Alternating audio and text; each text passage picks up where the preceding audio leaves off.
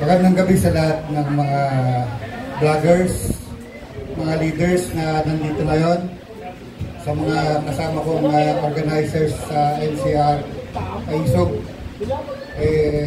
Senator Vic Rodriguez, nandiyan pa si Yusek Pen.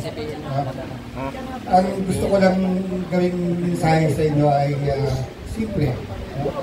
Sapagkat kami pong labor power movement ay hindi nagkamali na piliin si Senator Vic Rodriguez bilang leader ng Maisog. October 9 at napaka-makaysaysayan ang lugar na ito.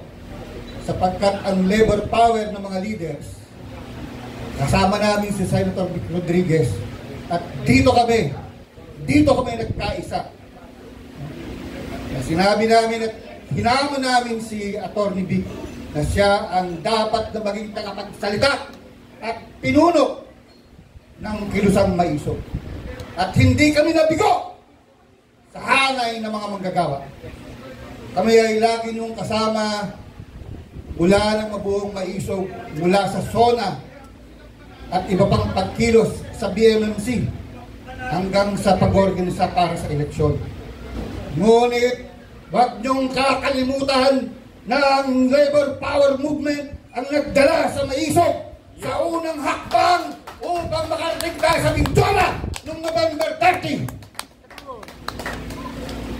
Yan ang aming panindigan lagi sapagkat ang labor power movement ay naninindigan sa interes at mga issues ng mamayang Pilipino.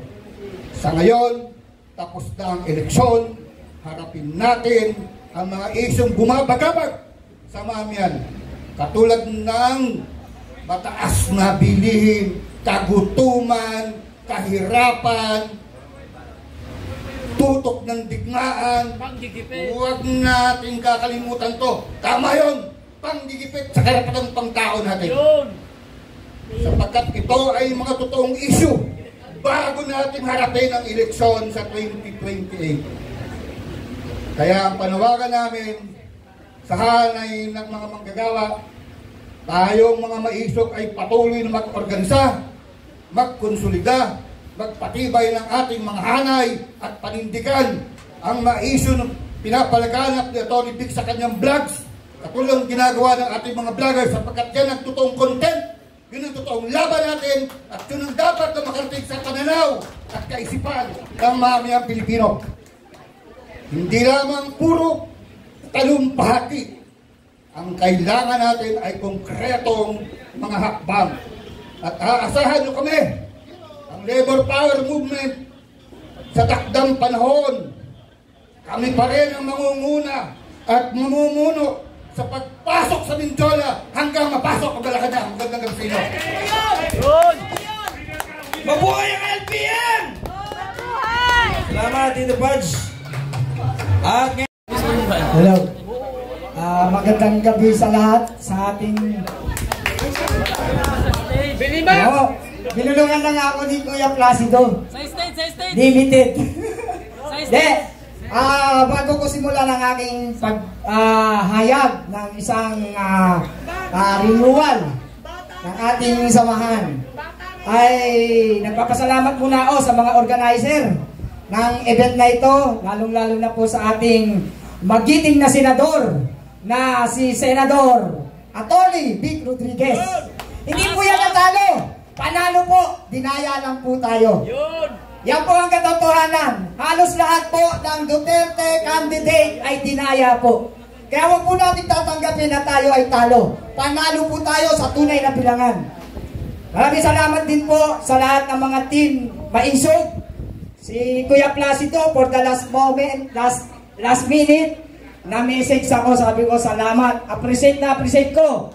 At ako'y nagtataka at lubos na humahanga sa ating magiting na Senador Atty. Vic Rodriguez. Bagamat hindi siya pinala dahil dinaya siya, meron namang pasasalamat pa rin sa atin. Bilang sa pagsuporta at paghihirap natin na ipaglaban ang bayan at mamayan. Lagi po natin tatandaan itong ating mga kandidato na nasa Team Duterte. Hindi po pansarili ang kanilang mga mithiin, kundi ang kanila ay labanan ng katiwalian, labanan ng pang-aapi sa ating bansa at mamamayan. Actually, panalo po ang Duterte Nagtataka nga po ako bakit natalo sa tunay na bilangan. Pera-pera po ang labanan at sila po ang nasa kapangyarihan. Sa aking puso, di ko tinatanggap na talo ang ating mga kandidato.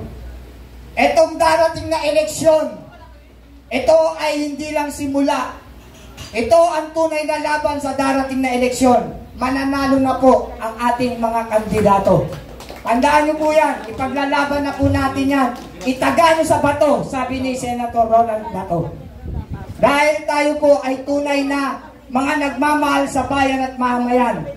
Ako po ay isang OFW leader advocate, nangangarap ng isang tunay na pagbabago, subalit nabudol ng unity. Ang dami nating paghihirap, halos lahat tayo sumuporta sa unity. Bagamat karamihan ay Duterte, pero dahil sa nag-unity, nagsama-sama tayo para sa isang tunay na pagbabago. Yan po ang hangarin ng ating mabuting senador, Atty. Vic Rodriguez. Subalit, dinaya po siya, hindi po siya nagkaroon ng pagkakataon na maupo dahil alam po nila na maraming malalantad na katotohanan kapag siya ay nasa Senado. Kaya pinigilan po ang katotohanan. Kaya sana, itong pagsasama-sama natin na tinatawag na renewal of commitment, dapat hindi lamang po sa ating maisog, kundi para sa bayan at mamayan. At ang maisog ang magiging daan para magbuklod-buklod tayo at magkaisa, labanan ng katiwalian at suportahan ang mga tunay na may pagmamahal sa ating bayan at mamayan. Miyembro din po ako ng Inday para sa Bayan, under kay Mamdang Imperial, dahil kami po ay talagang sumuporta sa administrasyon ng Duterte. Kaya mahal na mahal namin ang Duterte dahil ang Duterte ang nagpakita ng tunay na pagmamalasakit at pagmamahal sa ating bayan at mamamayan. Yes. Saan kayo nakakita na sa kabila ng lahat na si Madam Imelda Romualdez Marcos ay isang matanda at inexempted na makulong bagamat nabasa na ito at nahatulan? Hindi pinahintulutan ni Pangulong Duterte na ito'y makulong for humanitarian reason dahil matanda na. Kabaliktaran ng ginagawa ngayon ng administrasyon. Ito ay isang pananakal sa ating mga kalayaan. Sabi ko nga, sayang ang ipinaglaban ng ating mga bayani upang tayo magkaroon ng tunay na kalayaan. Kaya sa pagkakataon na ito, ang maisog ay isang organisasyon na para sa bayan at mamamayan. Magsama-sama tayo, magkaisa tayo, suportahan natin ang maisog at magkaisa tayo na manindigan para sa katotohanan, para sa ating bayan at mamamayan. Mahalin natin ang Pilipinas. Sa totoo lang, akala natin isang tunay na pagbabago dahil Marcos at Duterte ang pinagsama sa nakaraang eleksyon. Subalit tumiwalag ang Marcos sa prinsipyo ng mga Duterte.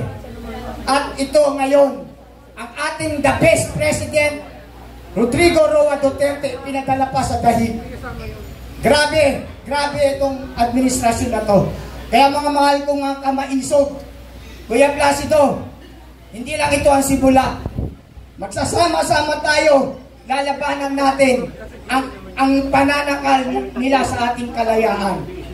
Dahil tayo, hindi lamang personal interest kung bakit tayo nagsasama-sama. Nagsasama-sama tayo rito dahil ang ating mga kandidato na katulad ni Atty. Vic Rodriguez, ang layunin ay labanan ang korupsyon. Labanan ang katiwalian. Napakaganda po niyan. Kung siya'y naupo, sigurado ang isang tunay na pagbabago. Hindi man na-outnumber man, pero meron pa rin boses sa loob na maninindigan para sa isang tunay na pagbabago. Mabuhay ang maisog! Mabuhay tayo! Tayo ang tunay na power! Tayo ang tunay na pag-asa ng bansang Pilipinas. Ang politiko ay susuporta lamang tayo para sila ang maninindigan para sa loob ng Senado at Kongreso. Maraming salamat po sa ating lahat. Magkaisa po tayo. Mahalin natin ang Pilipinas. Mabuhay Maisog! Mabuhay Atty. Vic Rodriguez! Senator ka na! At tagasaloko po ng mikropono minsan sa mga rallies, no? Just like yung nangyari sa BMC, no, nandun yan, hindi rin pumipitaw yan. So, marami pa hong mga katulad ni brother at hindi ko na kailangan isa-isahin.